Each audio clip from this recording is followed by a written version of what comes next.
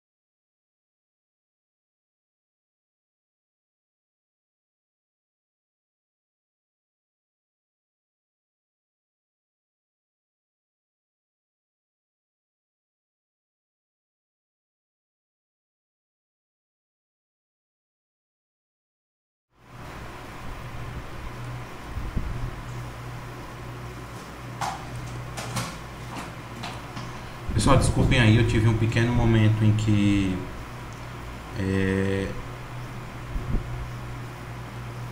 meu computador desligou, mas eu estou retornando aqui a gravação de onde a gente parou, tá? Então, no caso aqui do nosso músculo serrátil anterior, quando você está em decúbito dorsal, né, que é as costas apoiadas num banco ou numa superfície rígida elevada, quando você faz esse momento da abdução, né, da escápula, não estou falando de braço, tá? Lembra que a minha escápula está abduzindo, ela está se afastando da coluna vertebral. Kleber, por que é que tu tocou nesse ponto que eu estou fazendo uma abdução de escápula e não de braço?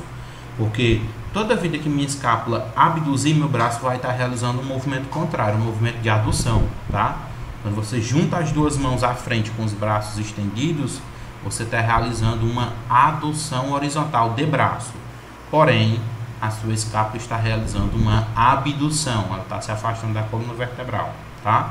Então, o músculo serrátil anterior, juntamente com outro grupamento muscular que vocês conhecem muito mais, né, peitoral maior e menor, que a gente vai estar falando mais para frente, tá? Ele é quem realiza, ele possui essa ação também de tracionar a borda medial da escápula, afastando das vértebras, consequentemente realizando um movimento de abdução. Então, quando eu faço esse exercício de crucifixo deitado num banco, tá? Minha musculatura do serrátil anterior também está agindo, tá? E mais uma vez eu vou ressaltar, nós não estamos falando ainda de motor primário, nem de motor secundário, tá? Que a gente vai entender isso aí mais pra frente, quem é a musculatura agonista, quem é a musculatura antagonista, tá? Quem é que está agindo, quem é que está estabilizando e quem é que está auxiliando no movimento, tudo bem? Mais uma ação aqui do serrátil anterior. A rotação ascendente, né? Quando eu estou levantando os braços acima da cabeça, que é a nossa segunda imagem. Imagine nesse primeiro ponto aqui, até para poder ficar mais fácil para vocês.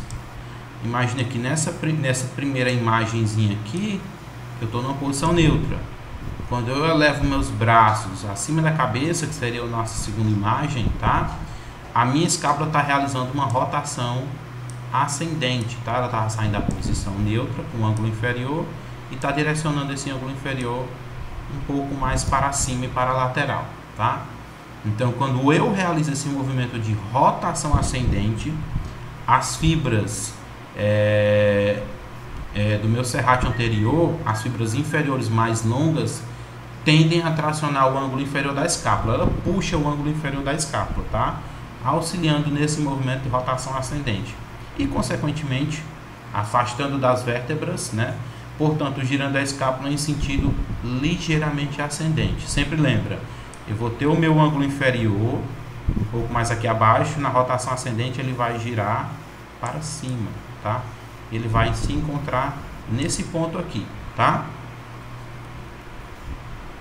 E aí a gente vem agora com a musculatura do peitoral menor, tá? Que concomitantemente com o nosso serrátil anterior tem algumas aí proximidades, tanto de inserção, né? Como também de ações. Então, a origem, a inserção proximal, de onde se origina o peitoral menor, tá? Então, ele possui sua origem na superfície anterior da terceira a quinta costelas, viu? Então você faz aquela contagem de cima para baixo, tá? E aí quando tiver na terceira costela, da terceira para a quinta, é que eu vou ter a origem do meu peitoral menor, tá? Basicamente, né? Essas costelas aqui que vocês podem visualizar a musculatura tocando. Ela não mais seria uma musculatura localizada lateralmente ou posterior. Ela seria uma musculatura, ela é uma musculatura que se localiza anteriormente ao meu tronco, tá? Beleza? Tá, Kleber. Entendi a origem do peitoral menor, a localização que é anterior, né, ao meu tórax, e a inserção distal. Então ela se insere no processo coracoide da escápula, naquela pontinha que fica voltada para frente da nossa escápula, ok? Imaginando isso, sempre eu tenho que imaginar que a origem nas minhas costelas, ela não vai se mover em direção à minha escápula, e sim o contrário, tá? Para que eu possa entender a ação e o movimento. A minha escápula vai em direção à minha origem, tá? Então, É isso que vocês vão entender no movimento. Inserção distal, processo coracoide da escápula.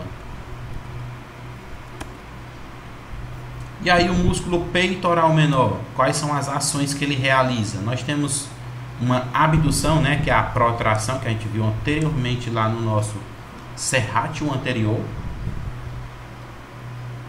que é quando essa musculatura se contrai, ela traciona a escápula para a frente e tende a inclinar a borda inferior, tá, da nossa escápula, afastando-a das costelas, tudo bem? Esse é um primeiro movimento, abdução, protração, viu? Mais uma ação, rotação descendente. Então, durante a abdução, né, o meu peitoral menor ele vai tracionar a minha escápula para baixo. Agora é um movimento que a gente está entendendo, né, que é uma rotação descendente. Então, na rotação ascendente, eu tenho uma ação lá do meu serrátil anterior. Quando eu faço a rotação descendente, que teoricamente seria descendo meus braços em direção às minhas coxas, nós não temos mais a ação do meu serrátil, mas nós temos a ação do peitoral menor, tá? Então, rotação descendente, que é durante a abdução, a minha escápula vai ser tracionada para baixo por conta do meu peitoral menor. E aí, mais uma ação do nosso peitoral menor, abaixamento, né? Então, quando girada para cima, a escápula auxilia no abaixamento. Então, quando eu faço aquele movimento de levantamento da minha escápula, né, teoricamente seria o encolhimento de ombro, para alguns que já praticam esse exercício na academia, ou quem não sabe o que é quando eu levo o meu ombro em direção às minhas orelhas, tá? Tentando aqui encolher o pescoço. Por isso que é chamado de encolhimento. Então, quando eu faço o abaixamento, que é o retorno, quando a minha escápula ela gira para cima, né, eu vou estar realizando esse abaixamento da escápula com o auxílio também do meu peitoral menor, tudo bem? E aí nós temos mais um músculo, um pouco menor, um pouco com uma proporção de tamanho bem menor, tá? Que é o músculo subclávio, e ele possui a sua inserção proximal, a sua origem, tudo bem? Na face superior da primeira costela, em sua junção com a cartilagem costal, tá? Ele fica bem aqui, nós temos a nossa clavícula, ele fica um pouquinho bem abaixo, é um músculo bem singelo, vocês conseguem tocar ele apertando essa parte inferior da sua clavícula, tá? Por isso que ele fica bem localizado, subclávio, bem abaixo, e ele faz essa junção com a cartilagem costal, tá?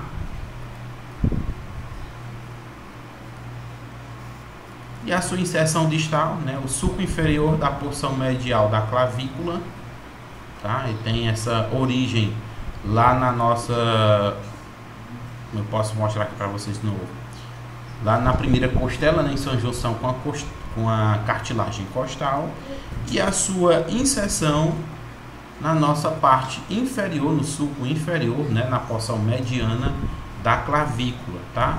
É muito detalhado, é um músculo que muitas das vezes vai agir em conjunto ali quando está fazendo o supino, mas a hipertrofia, se eu fosse falar num termo de hipertrofia, de aumento de massa muscular, ganho de músculos, não é tão grande a hipertrofia dele como o do nosso peitoral menor, mas auxilia ali no movimento, principalmente fazendo uma estabilização aqui da nossa clavícula, tá? As ações dele, né, estabilização e proteção da articulação externo-clavicular, que é o que a gente viu quando há a junção do meu externo com a minha clavícula, né? Então a ação dele é fazer essa estabilização, dar protegida na nossa clavícula, viu? Outras ações também auxilia no abaixamento, né?